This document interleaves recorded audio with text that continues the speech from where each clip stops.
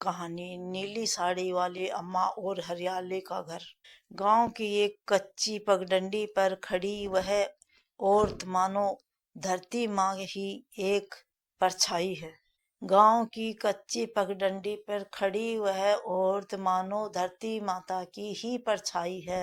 नीली साड़ी में लिपटी सुनहरे फूलों से सजी, माथे पर लाल बिंदी जैसे वर्षों की तपस्या का तिलक हो।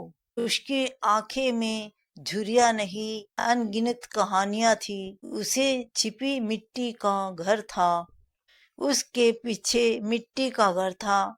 न सीमेंट, न रंग, न रोगन, पर दीवारों में सुकून और छप्पर में आसमान की छाया बरसती थी। यही घर जहाँ सुबह की पहली धूप तुलसी और छूकर आती थी और शाम को दिए जलते ही पूरा आंगन भगवान बन जाता था।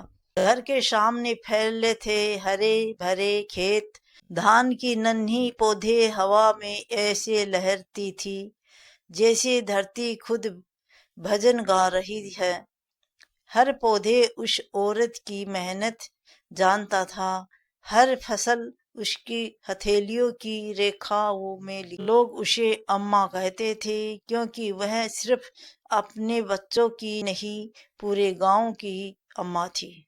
जब बारिश कम होती तो अम्मा खेत के किनारे खड़ी होकर आसमान से बातें करती थी, और जब बारिश ज्यादा होती तो मिट्टी को गोद में लेकर उसे सहलाती थी। उसकी मुस्कान में संघर्ष था पर शिकायत न थी। उसकी चुप्पी में आशीर्वाद था पर कोई बोझ न था। शाम ढलते ही वह अपने घर के दरवाजे पर बैठकर खेतों को निहारती थी और मन ही मन कहती थी, मेहनत कभी खाली नहीं जाती।